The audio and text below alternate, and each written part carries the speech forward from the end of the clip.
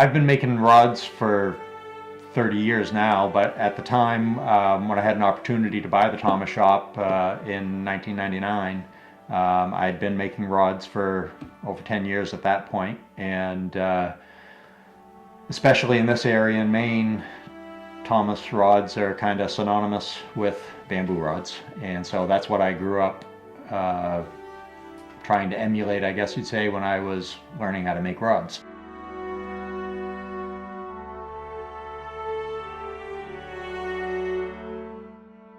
You kind of have to start all the way back before Thomas, really. The majority of the major rod makers in the United States started in Bangor and Brewer. Most people don't even know that. Hiram Leonard, who's considered the father of the modern bamboo fly rod, was a gunsmith in Bangor and started making bamboo fly rods in the 1870s. He hired Fred Thomas, as well as many other people, but Fred Thomas was the shop foreman at Leonard. Leonard ended up moving to Central Valley, New York in the late 1880s, and Fred Thomas stayed with them for a few years, ended up coming back home to Brewer, which is where he was from, and started out the Thomas shop right here in Brewer, just a mile down the street here, not even a mile from where we're sitting right now. He made rods in Brewer until 1902, and then he moved the shop over to Exchange Street in Bangor. The building's no longer there, burnt down in a fire in the 20s, and then the majority of the years he spent on top of Park Street Hill up behind the City Hall in Bangor. He built that building in 1923, and he was there till 1958 when his son Leon Thomas retired and sold the shop to Sam Carlson.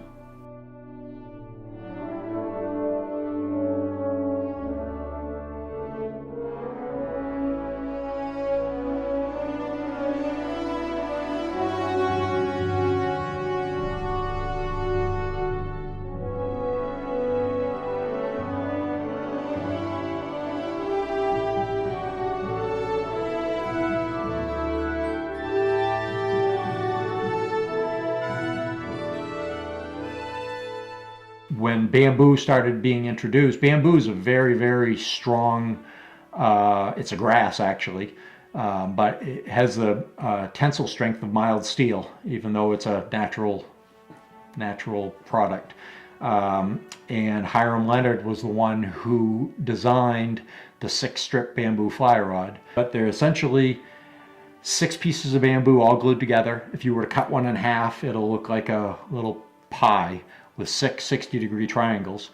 And over the years, people have done variations of that. They've done 5-sided rods, 4-sided rods, even 12-strip rods, which they built basically a rod inside a rod, just to try to come up with their own thing. But the 6-strip rod, which is what Thomas made, is kind of the standard. More people made them that way than any other. But Hiram Leonard was the one who perfected that, and everybody that came after him, not necessarily just the ones who worked for him, most of them followed in his footsteps in making the rod the same way.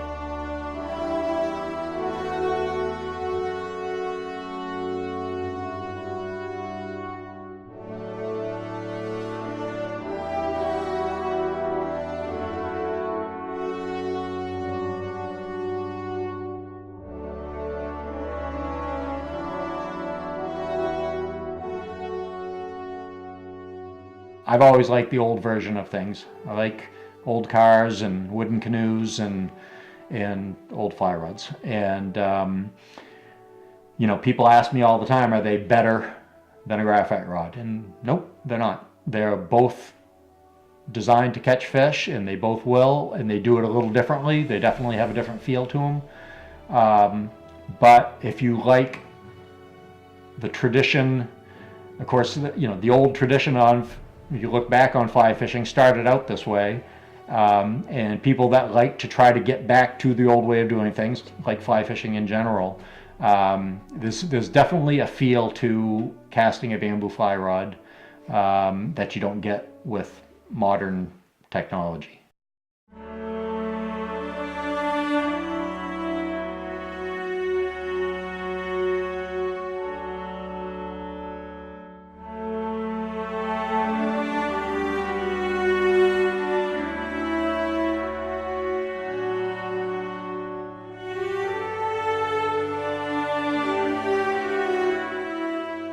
I was making rods for 10 years before I bought the Thomas shop, and I would make rods either just kind of developing my own tapers or making rods using tapers from different rod makers that I knew made good rods.